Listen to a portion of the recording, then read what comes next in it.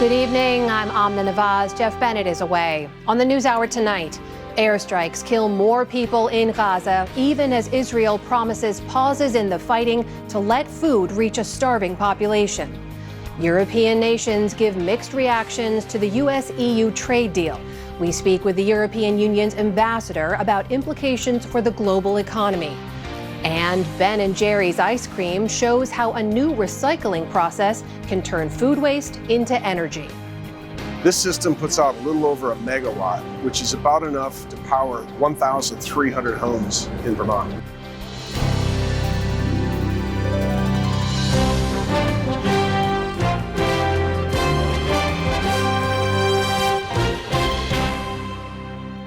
Major funding for the PBS NewsHour has been provided by the ongoing support of these individuals and institutions, and friends of the NewsHour, including Leonard and Norma Chlorfine, and the Judy and Peter Bloom Kovler Foundation.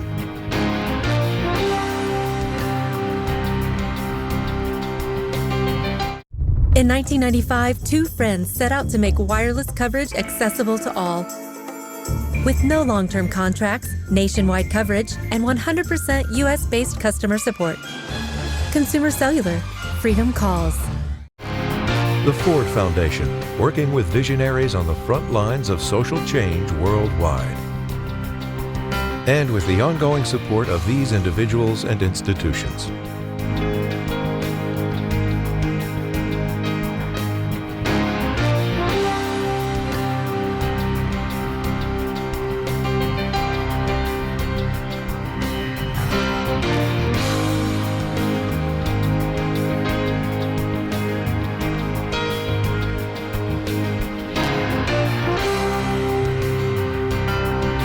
This program was made possible by the contributions to your PBS station from viewers like you. Thank you. Welcome to the NewsHour. President Trump today urged action to get more food into Gaza as the real threat of starvation stalks tens of thousands of Palestinians. Mr. Trump said Israeli Prime Minister Benjamin Netanyahu must, quote, make sure they get the food. Dima Zain reports. In Gaza today, slivers of hope fall from the sky. But when the aid hits the ground, a desperate fight, gunshots ringing out as Gazans scramble to grab food. The aid being dropped is not enough for the starvation of the Palestinian people. There are millions of people who cannot get food for their children. For the second day, Israel has promised to pause operations for 10 hours, a supposed window of calm to allow for aid to flow in. But overnight, the airstrikes return. Daily funerals seem more plentiful than food. According to Gaza health officials, more than half of the 11 killed in one airstrike in Khan Yunis were women and children. Far from the frenzy of war, Gaza was top of mind for President Trump in Scotland today. Those children look very hungry, but we're giving a lot of money and a lot of food, and other nations are now stepping up.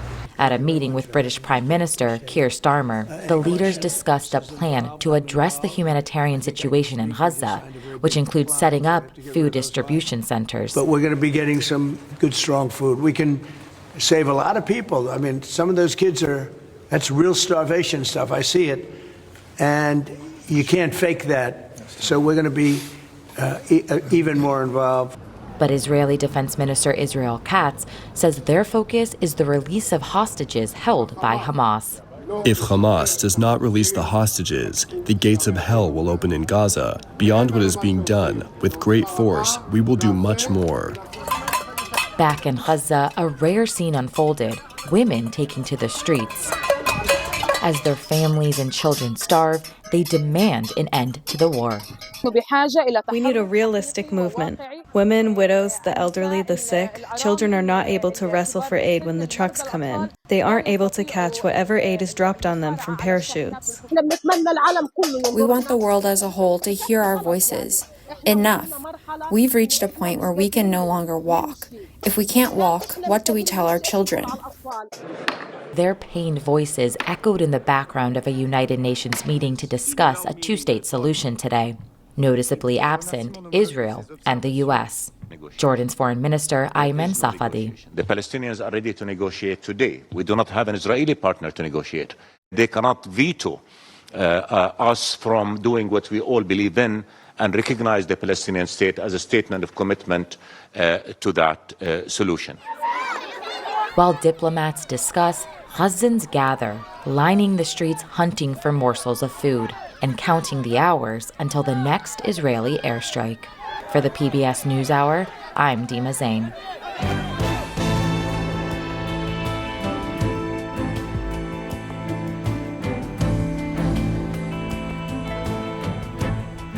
We start the day's other headlines with President Trump moving up the timeline for Russia to stop its war in Ukraine.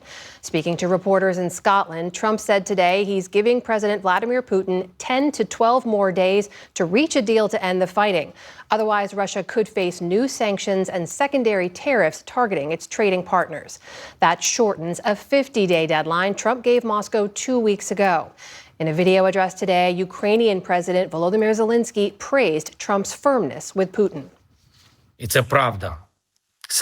It is true. It's Russia that's doing everything to derail peace efforts and prolong this war.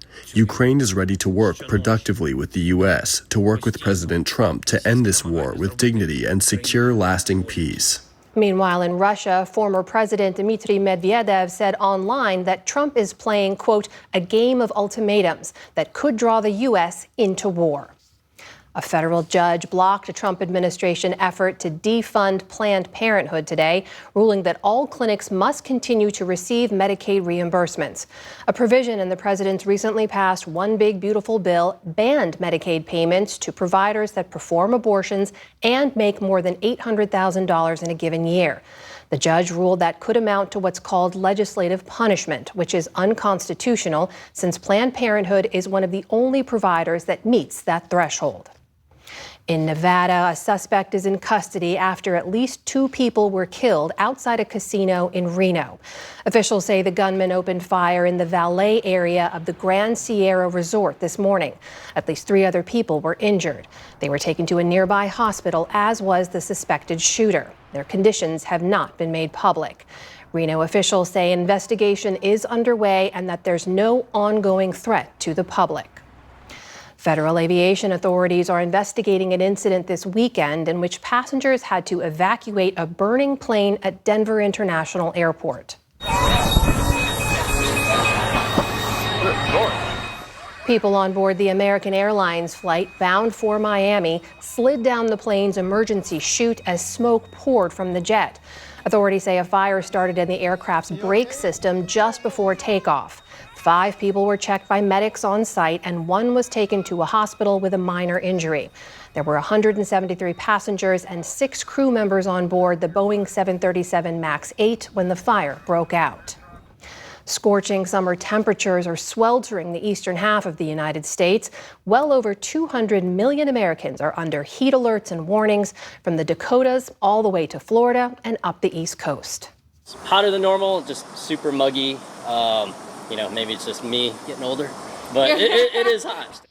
It's always hot for places like the southeastern U.S., but meteorologists warn that this week's temperatures are dangerous even by summer standards. Combined with humidity, heat indices could hit 120 degrees in places like Mississippi and Louisiana. The National Weather Service expects the heat wave to peak around midweek before cooler air sweeps through by the weekend. In southern Europe and the Balkans, searing heat, dry conditions, and strong winds are fueling deadly fires and prompting evacuations in places like Greece, Bulgaria, and Turkey. Wildfires there have threatened Turkey's 4th largest city of Bursa, forcing more than 3,000 people to flee. The Forestry Ministry says 3 firefighters were killed this weekend. All told, at least 17 rescue workers and volunteers have now died battling the blazes since late June. Thailand and Cambodia have agreed to an immediate and unconditional ceasefire after 5 days of fighting. This is a vital first step towards de-escalation and the restoration of peace. Leaders from the two countries shook hands at the conclusion of talks hosted by Malaysia's prime minister. The latest violence between the two neighbors killed at least 35 and displaced more than 260,000 people. Both countries blamed the other for starting the clashes, which began after a landmine explosion last week that wounded 5 Thai soldiers. The ceasefire went into effect at midnight local time. Military commanders are set to meet tomorrow for talks aimed at further easing tensions. On Wall Street today, a quiet start to the trading week. The Dow Jones Industrial Average slipped about 60 points on the day. The Nasdaq added 70 points, or a third of 1%. The S&P 500 ended virtually unchanged. And musical satirist and mathematician Tom Lehrer has died. All the world seems in tune on a spring afternoon when we're poisoning pigeons in the park. Lehrer made a name for himself in the 1950s and 60s with songs like Poisoning Pigeons in the Park, which blended joyful music with more sardonic subject matter. His targets for satire included marriage, politics, racism, and the Catholic Church, among others. But his lyrics were so clever and his musical tone so light that few seemed to mind. Lehrer was a math prodigy who graduated from Harvard at the age of 18. He eventually left music to return to teaching at Harvard and elsewhere. A longtime friend said Lehrer died at his home in Massachusetts this weekend. Tom Lehrer was 97 years old. And England's women's soccer team returned home to a hero's welcome today following its thrilling European Championship win. The Lionesses posed with the trophy on the tarmac after touching down on home soil before being whisked off to the Prime Minister's residence. They'll enjoy an open-top bus parade through central London tomorrow. On Sunday, the team successfully defended its title by beating world champion Spain in a nail-biter in Basel, Switzerland. Striker Chloe Kelly powered the game winner past the keeper, giving England a 3-1 win on penalty kicks. Still to come on the NewsHour, Health Secretary Kennedy's plan to gut a preventative services task force. Tamara Keith and Jasmine Wright break down the latest political headlines. And we examine the broader implications of a conservative project to combat anti-Semitism in the U.S. This is the PBS NewsHour from the David M. Rubenstein Studio at WETA in Washington and in the West from the Walter Cronkite School of Journalism at Arizona State University. The announcement of the U.S.-European trade deal marks an important moment in President Trump's larger battles over tariffs and trade, but it's generating mixed reactions in Europe and in the U.S. While the details of the agreement have not been released, some key pieces are known. EU exports to the United States will face a tariff rate of 15%, including on cars, car parts, pharmaceuticals, and semiconductors. But the U.S. will keep tariffs on EU steel and aluminum at 50%. Some products, including aircraft, certain chemicals, and semiconductors, will not have any tariffs. And the EU will invest $600 billion in the United States and buy $750 billion worth of oil, liquid natural gas, and nuclear fuels during President Trump's term.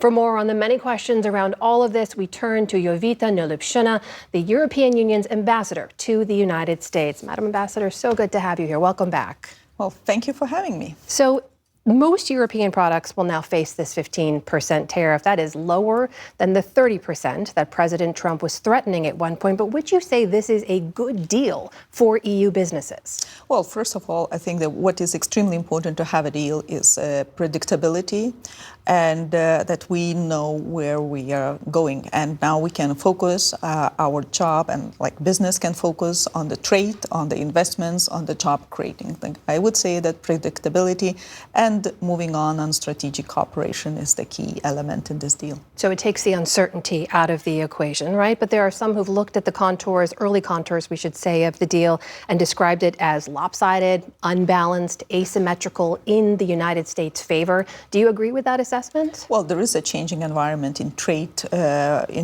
overall globally, and it was always the policy of the President Trump. EU never was keen on having tariffs. We never use tariffs as our main policy tool in our toolkit, but I do believe that predictability, stability is very important for the business. Yes, it's a different reality from what was before. We will face, and our companies will face, around 70% of our trade will face tariffs. But we are still finalizing the details of the list where we have 0 for 0, so the tariffs will not be applied. And let's hope this 1.7 trillion of trade we are experiencing every year will remain here, because this actually creates 16 million jobs on both sides of the Atlantic. The 0 for 0 tariffs could be something that applies to specific industries. Is that what you're saying? Yes. You're not ready to say which ones just yet. I think that the president of the commission already mentioned some of them, but still the work is in progress. I'm sure you've seen some of the reaction already coming into the deal. I want to put to you what France's prime minister said online, writing, "It's a dark day when an alliance of free peoples united to uphold their values and defend their interests resigns itself to submission." The Hungarian prime minister said, quote, "It's obvious to me this is not an agreement. Donald Trump ate Ursula von der Leyen for breakfast," at the European Commission president. That is what happened.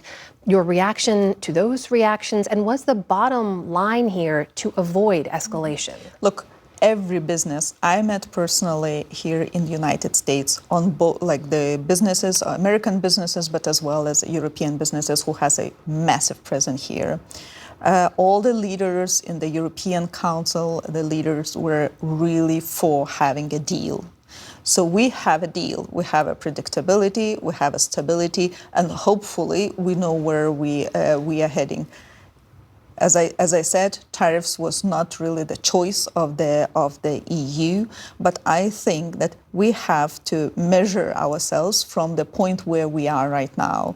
So right now, our car industry is facing 27.5% of the tariffs. The steel and aluminum is at 50%.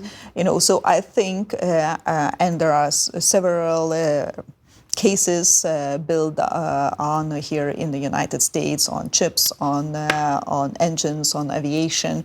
We don't know where those two investigations would land. So I'm sure that having this clarity right now gives the business a bit of relief to see how they will go forward.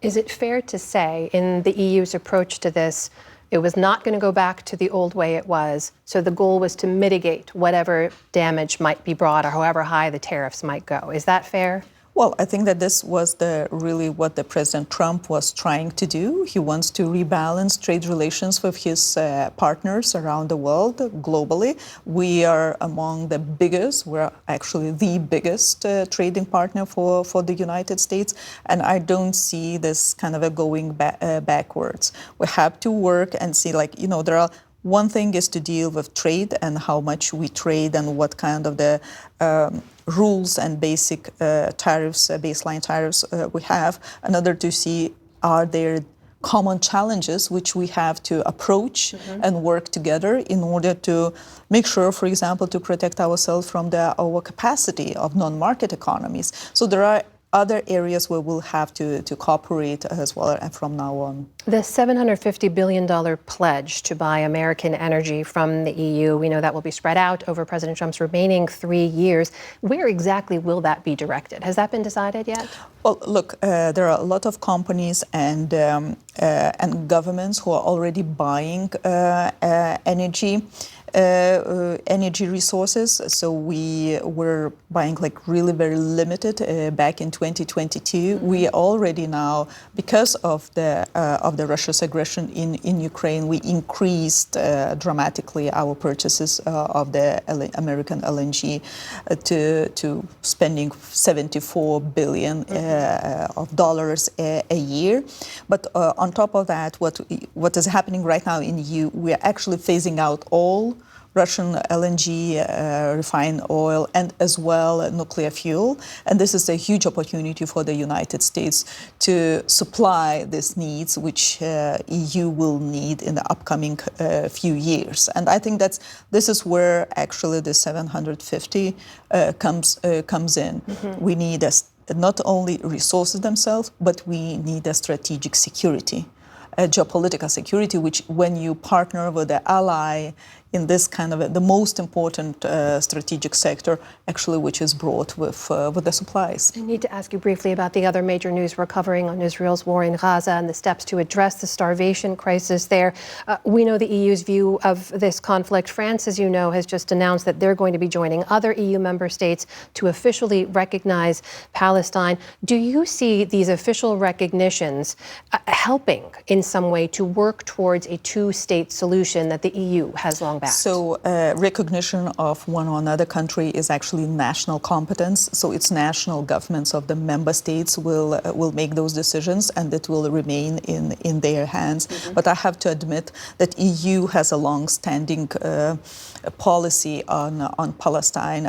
We have already supported and provided humanitarian aid, which is at the level of 500 million.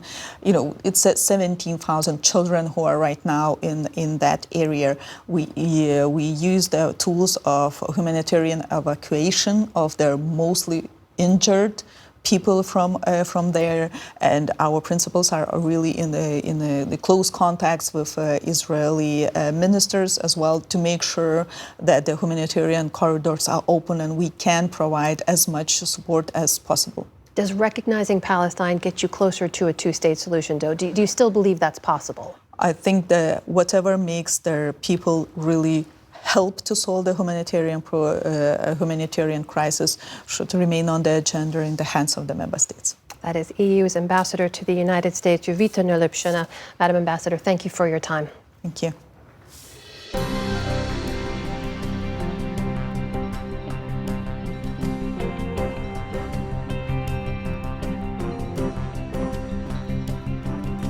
It may sound like the stuff of sci-fi movies, but diverting food waste from the landfill and converting it into electricity has become a real thing.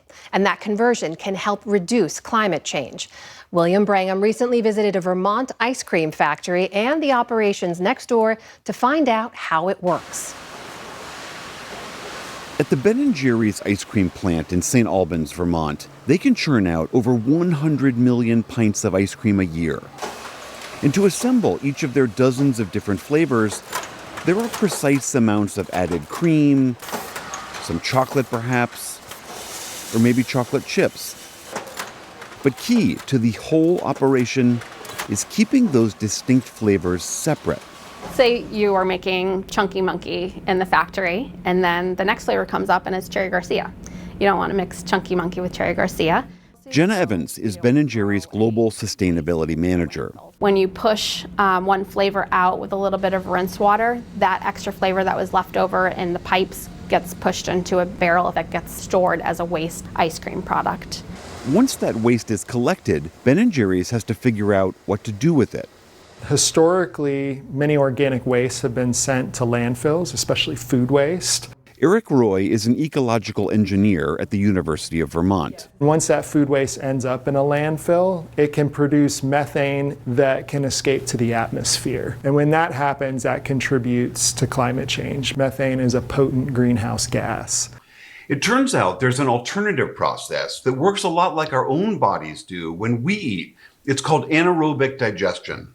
We eat food and it is processed in our gut. In this case, we're feeding the food waste to a large constructed gut that's full of microbial life, and that microbial life is digesting the material and turning it into methane gas, which we can then capture and use as an energy source. Right next door to the Ben & Jerry's plant, in those shining steel towers, is a new anaerobic digester, one of over 2,000 nationwide. This facility receives up to 50,000 gallons a day of waste. Purpose Energy CEO Eric Fitch says most of that waste is pumped directly from the Ben & Jerry's facility. The wastewater goes into these big tanks with bioreactors. Inside the bioreactors, there are bacteria that just metabolize whatever we're feeding it. This is our raw influent, what we're feeding into our digester. Very dirty, nasty looking water. Justin Filio is a wastewater operator at Purpose Energy. So in our digesters, this is what it looks like. That's just the color of our bacteria. So this is a sort of a microcosm of what's happening in the huge tanks out there. Yep. And the little air bubbles you see in there are then producing methane. The digestion process produces methane and carbon dioxide, which, if allowed to just leave the reactor, would contribute to climate change. But when captured and used, is called biogas. The biogas comes off the top, and then it goes into this container over here that has a big engine in it. The engine turns a big generator that produces electricity, goes through a transformer, and out to the grid. How much electricity? This system puts out a little over a megawatt, which is about enough to power 1,300 homes in Vermont.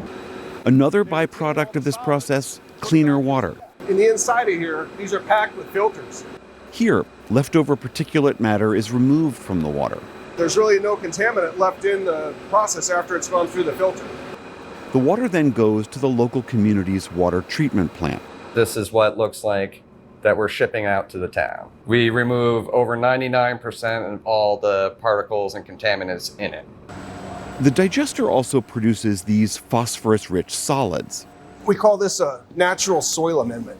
All of that phosphorus that comes into our plant from the concentrated food waste, we coagulate it with an iron salt, and it makes this iron phosphate. We take it even to our house and put it in our garden.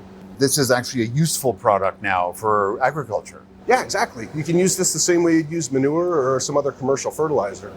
It looks like compost. At Eric Roy's lab, they're studying the solids produced by the St. Albans digester. Looking at how much of the essential nutrients for plants exist in this material and how that compares to more familiar materials for farmers.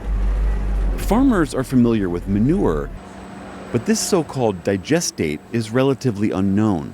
The goal is to try to produce useful fertilizers and also inform best practices for how to use it. Because if nutrients aren't used properly, they can run off to the water and cause environmental problems. In fact, helping the environment is a key reason Ben & Jerry's sends waste to the anaerobic digester. They want to lower that phosphorus pollution. Lake Champlain gets algae blooms a lot in the summer, and that's due to phosphorus loading in waterways. And dairy inherently has phosphorus in it. And so we want to make sure that the phosphorus is not getting into the watershed. And by piping waste to the digester, Ben & Jerry's reduced its carbon footprint. We were sending, over 600 trucks a year out on the highways going all across New England to dispose of this waste. So we're eliminating, hundreds of trips there and back. But when it comes to the environment, the process isn't perfect, even if it's greener than using landfills. For instance, converting that gas to energy still does release some air pollution. But here in Vermont, there's another reason to use an anaerobic digester. It is illegal right now in the state of Vermont to dispose of organic material like food waste, kitchen scraps, into a trash bin that will go to a landfill. Yeah, enforcement's always a question with policies like this, but technically everybody is legally required to send their food waste to some sort of processing strategy. Of course, anaerobic digestion isn't the only strategy. Many people compost their food waste. Roy's research on both is under peer review. We looked at what are the greenhouse gas reduction benefits associated with moving the U.S. more towards a Vermont-like policy where material goes to composting or anaerobic digestion, and it's well over an 80% reduction in greenhouse gas emissions from food waste management. Meanwhile, the rest of us can keep digesting Ben & Jerry's in our own way. For the PBS NewsHour, I'm William Brangham.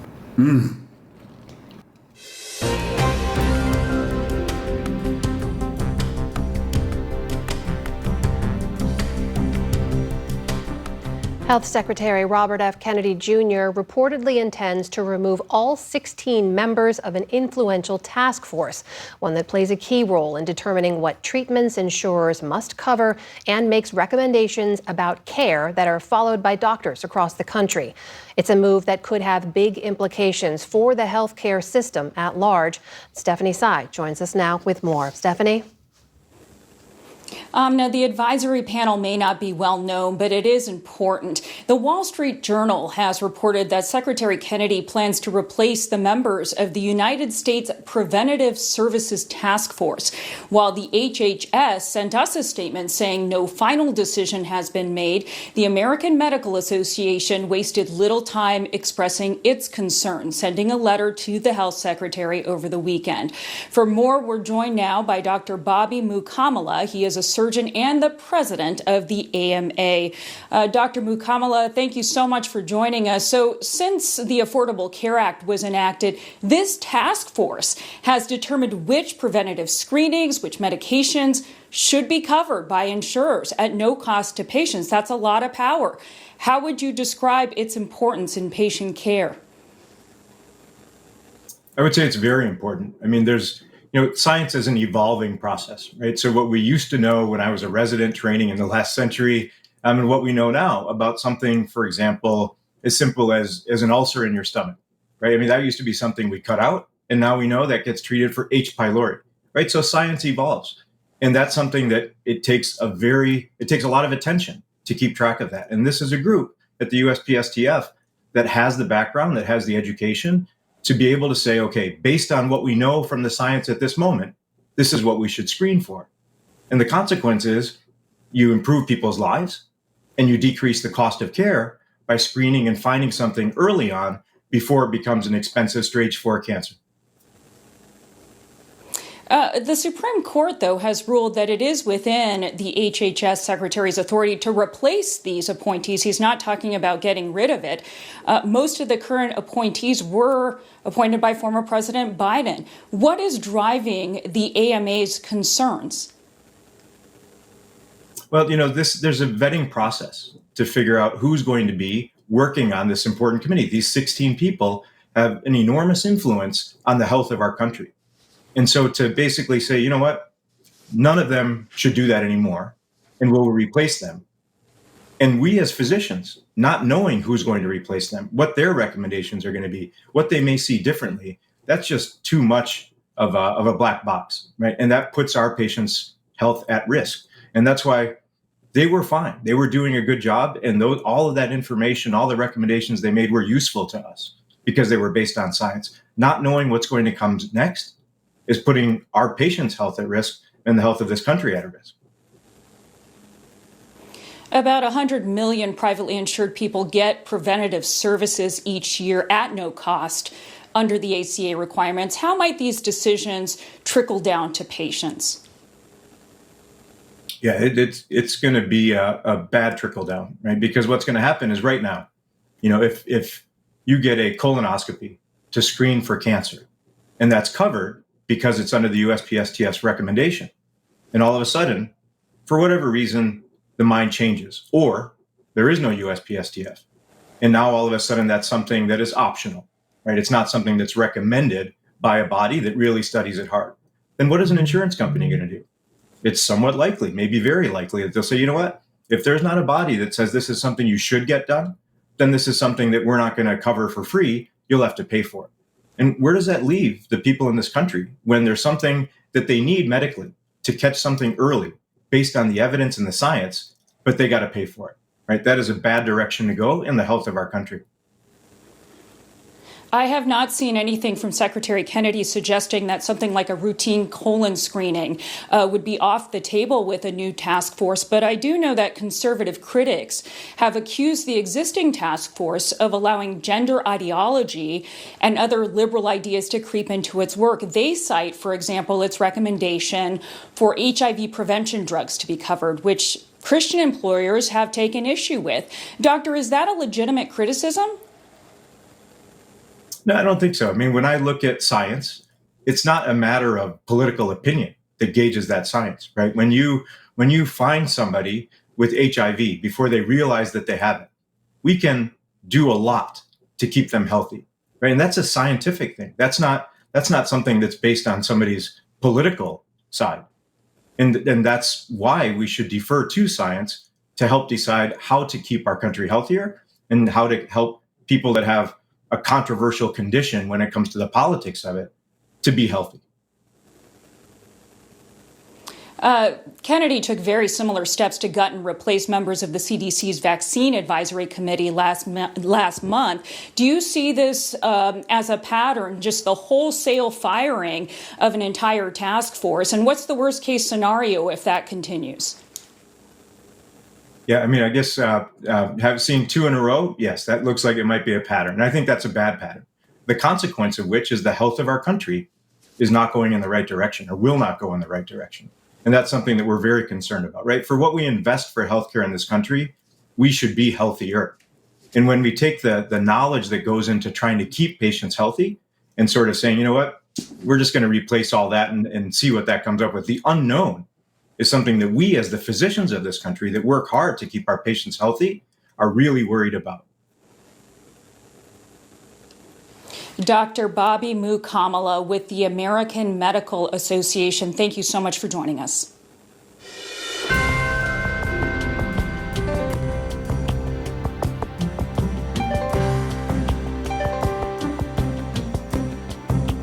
President Trump traveled across the ocean to make trade deals while spending some time at his golf club in Scotland, but he can't seem to escape the growing debate over the Jeffrey Epstein documents back here at home, all while his vice president hits the road to sell the administration's signature legislative achievement.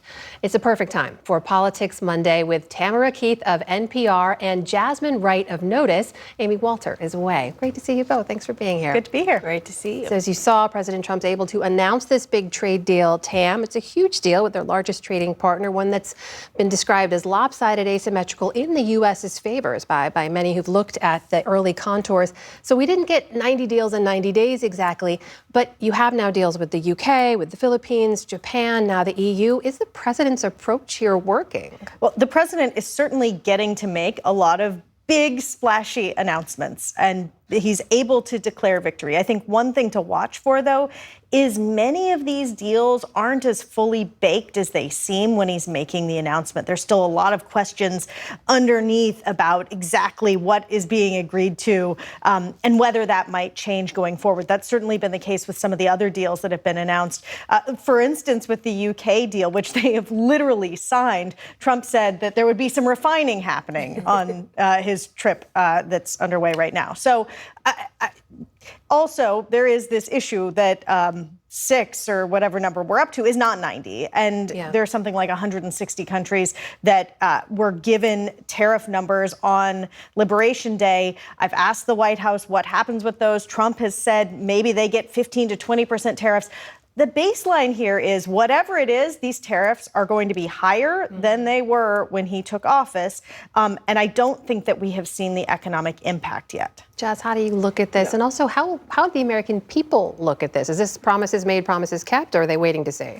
I think if you are a Trump supporter, it is promises made, promises kept. I think that it is gratifying. They feel that he is doing exactly what he said and that what he said is working. Obviously, we haven't seen this enormous downturn of the economy, which I think a lot of economists projected would happen by now. Of course, to your point, we don't necessarily know if the full effect of the tariffs have kicked in. We were actually doing a review at Notice, and we found that of the U.S.'s 15 largest trading partners, we only have a deal right now with 8. And that does not include Mexico, and that does not include Canada, 2 huge partners.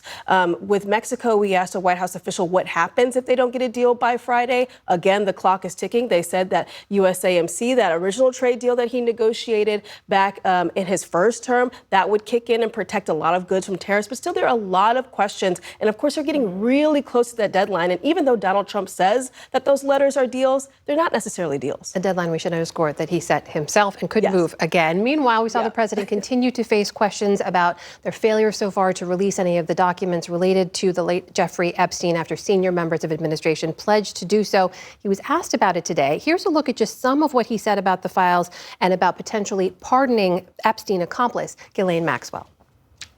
Well, I haven't been overly interested in it. You know, it's a hoax that's been built up way beyond proportion. I can say this, those files were run by the worst scum on earth.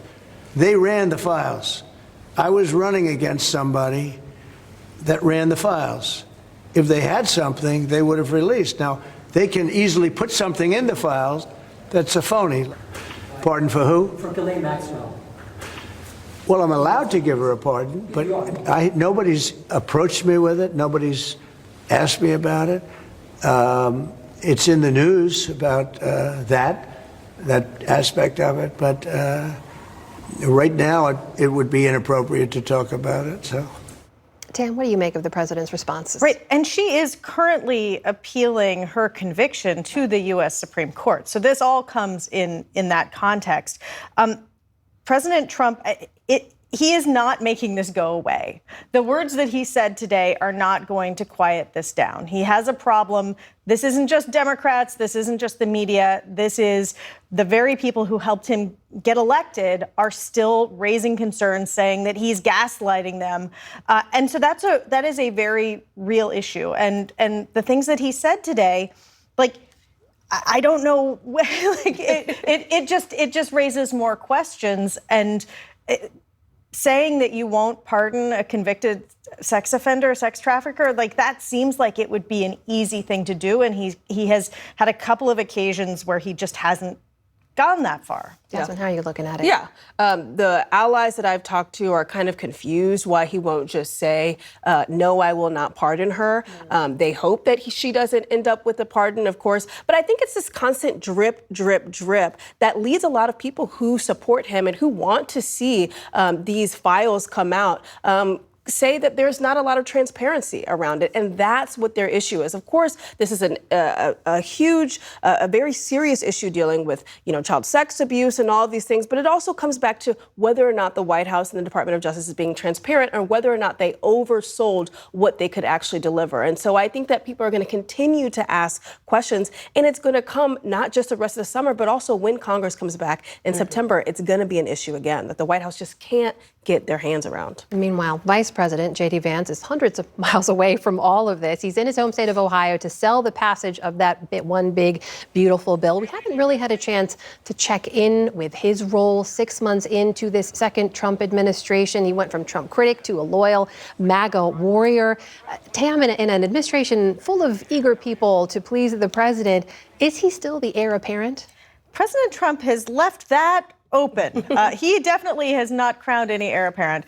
And I will note that Ohio is not a critical swing state. It hasn't been a critical swing state in presidential elections since 2004, though certainly many candidates have campaigned there thinking that it could go Democratic, and it hasn't. It's gone Republican every time. He has really shrunk. As vice president, and really that's kind of the role of a vice president, he's been pretty invisible.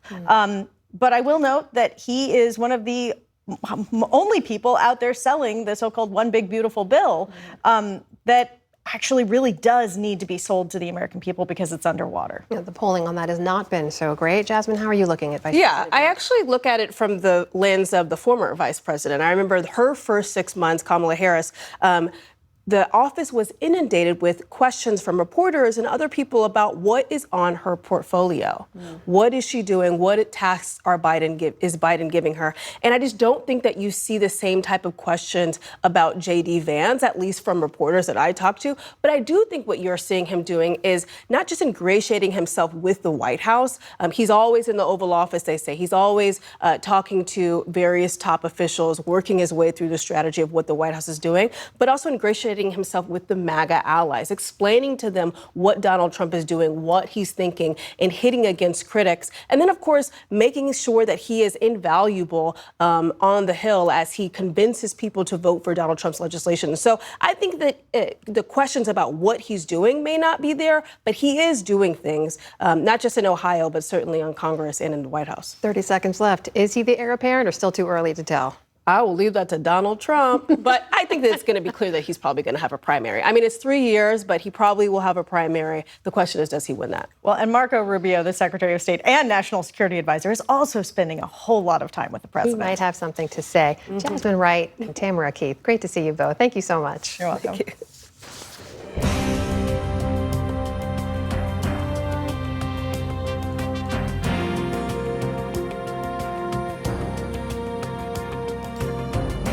The Trump administration has launched numerous investigations into colleges and universities and withheld billions of dollars in funding, accusing the schools of not doing enough to combat anti-Semitism on campus.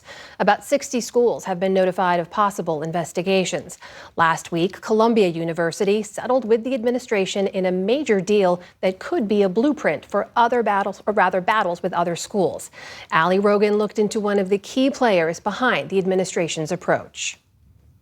This is all part of a broader push that the White House says is meant to get elite schools to better address anti-Semitism. But how did this effort start?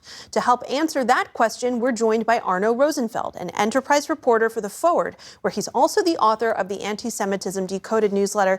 Arno, thank you so much for joining us. First of all, how does this administration define anti-Semitism, and how is it that it's become so central to its targeting of universities? So the administration's understanding of anti-Semitism is really rooted in hostility toward Israel. So be that anti-Zionism or these other sort of protests, it sort of lumps that in with what they consider to be support for terrorism, support for Hamas. But I would say that they go a little bit further than that in kind of limiting their focus to what you might consider left-wing anti-Semitism. But not really saying as much about anti-Semitism on the right.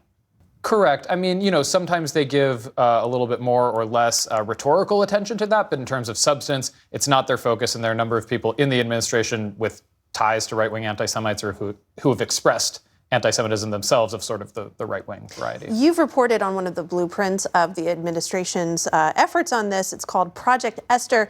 What is it and who's behind it?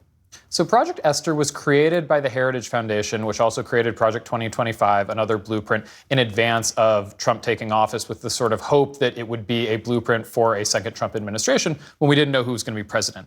But it's a plan that lays out a strategy that the White House and other sort of federal agencies can take to combat, again, this kind of left-wing anti-Semitism. They talk about a Hamas support network that is basically a variety of anti-Zionist groups, and some groups that aren't even anti-Zionist, but sort of progressive organizations that are critical of Israel. They lump into this anti-Semitic network, and then they have a variety of tools that they want the government to use to crack down on that network. And as you've noted, there were not many Jewish groups involved in the writing of this Project Esther. Why is that, and what does it tell you about this endeavor?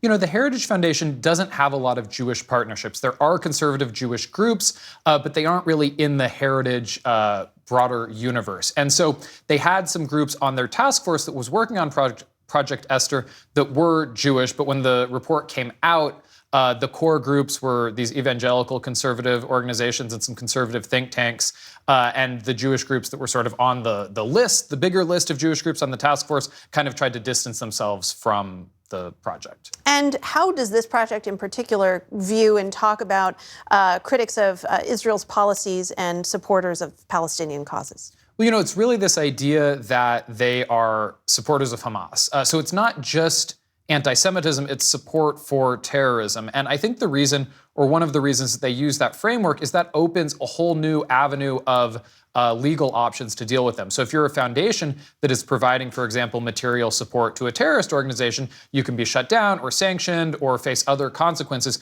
that you couldn't face even if the government sort of officially declared you were anti-Semitic. That's legal, but supporting, Hamas is not. And so that's one way that they set this up. And the other is that they take even kind of tenuous connections to, campus protests or other demonstrations against Israel and equate all of that with anti-Semitism.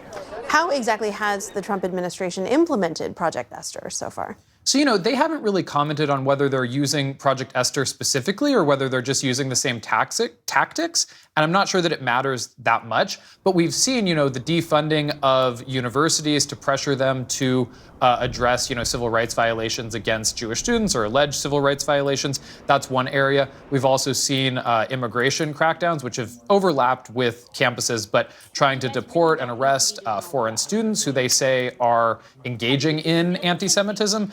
These are all sort of tools that we saw suggested within Project Esther. There's a lot more vague stuff that it's a little bit hard to pin down, but those are two of the big examples. So certainly the American Jewish population is not a monolith, but based on your reporting, what do American Jews think of this approach? Do they feel safer?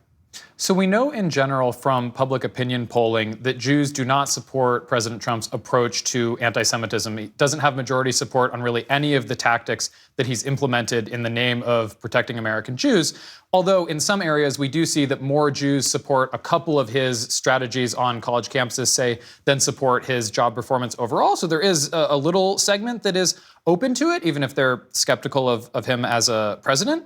But I think there's also a sense that, especially on college campuses, Jews are being used as sort of a pawn. So we saw right when Columbia University reached the settlement with the federal government, the education secretary, Linda McMahon, described it as a monumentous conservative victory. And she pointed to things that she said conservatives have been trying to do for many years around DEI and affirmative action and addressing left-wing bias on campus that didn't really have to do with Jews. And so there's a sense that Jews are being used as the excuse to launch this crackdown on colleges and universities, and that Jews are then going to be blamed as a result of that. So I think there's a lot of anxiety that rather than keeping Jews safe, some of these things may be inflaming those sort of tensions. On the other hand, some folks are really eager to see this addressed, to see the campus protests addressed more forcefully. So it's a mixed opinion, but that's some of what I'm hearing from American Jews. Arno Rosenfeld with The Forward. Thank you so much. Thanks.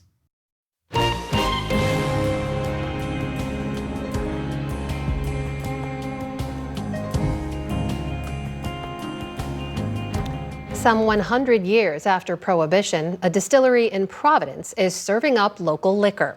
And as Pamela Watts of Rhode Island PBS Weekly found, it's not just your run-of-the-mill alcohol either. It's both organic and oceanic. This story is part of our Arts and Culture series, Canvas. We're actually transforming things that came from the ocean and from the land into something that then we're putting out into the world. It's this kind of beautiful transfer. I remember the first time I went to like my local liquor store, which is the one that I just go to buy wine for my wife. And I was like, oh, that's my vodka, I made it. Making it in the vast sea of liquor varieties are Dan Neff and Manya Rubenstein. Neff, a Rhode Island native, and Rubenstein, a Brown University grad, started ISCO, the Industrious Spirit Company, 5 years ago. We're on the site of what was the Providence Steel and Iron Company. They made structural and ornamental steel for over 100 years. We really see ourselves as a continuation of that maker community, but in a different way. Way different, as in, what do you get when you mix agriculture and aquaculture? An ocean potion of organically crafted spirits. Oyster vodka is a first of its kind in the nation, named Ostrida, and seaweed gin is the newest offering, christened Seaflow.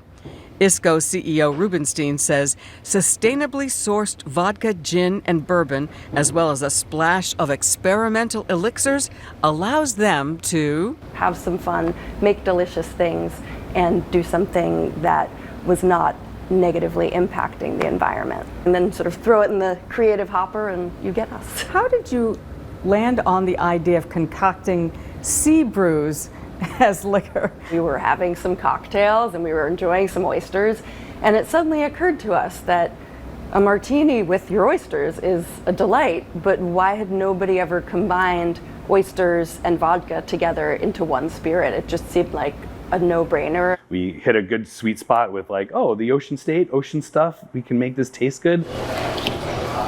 Speaking of taste, these outpace even the state's beloved clam, the quahog, in popularity at many restaurants. And ISCO is creating another vodka flavor based on a classic Rhode Island staple, pizza strips. We basically took all of the herbs and spices that you would use to make a delicious tomato sauce, and we put those into our still. We also had special pizza strips made for us. You put pizza strips in the still? Yes. We did some tasting in the morning, and I was like, oh, we did it. It smells like bread in here. It smells like does. A bakery. ISCO distiller Eric Olson is a former brewmaster, and Baby is a custom-built 500-gallon hybrid kettle made of copper and brass from Louisville, Kentucky. So this is a high-end still? Very. This is the Ferrari of stills. We started big. Olson says the base spirit starts with regeneratively farmed corn. So everything for ISCO products starts as it's grain right on the farm. And we partner directly with small farms to give us the best organic grain to cook that down. Yeast is added to the still for fermentation, liquids combine in high heat, and flavor is infused with locally sourced ingredients. The last stage for the spirits, a final filtering of the alcohol for consumption, labeling, and distribution. Everything's by hand. We have nothing computer, everything's analog. Everything we do is a small batch. You know, if you compare us to like a big maker, they're doing 40,000 gallons a day and we're doing 500. ISCO toasts itself as the first distillery in Providence since the days of Prohibition, which may be true in theory, but in truth, ever-independent Rhode Island largely ignored the 18th Amendment. Notorious New England crime boss Raymond L.S. Patriarca is believed to have made bootleg booze in the basement of Camille's restaurant in Providence's Federal Hill neighborhood, serving it in coffee cups to mobsters meeting in back alcoves.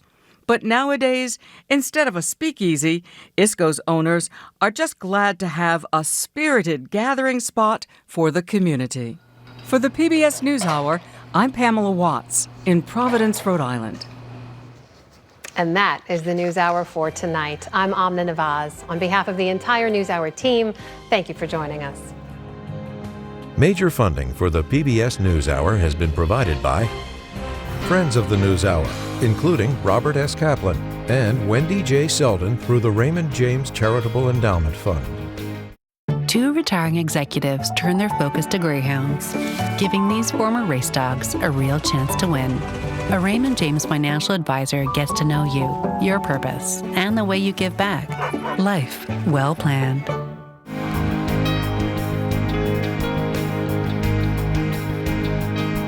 The John D. and Catherine T. MacArthur Foundation, committed to building a more just, verdant, and peaceful world.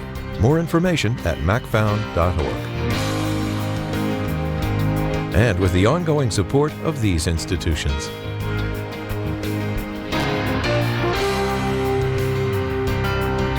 This program was made possible by the contributions to your PBS station from viewers like you.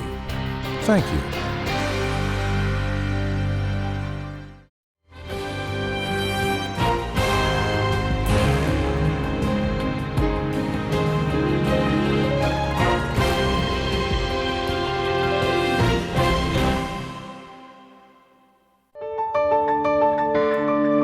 You're watching PBS.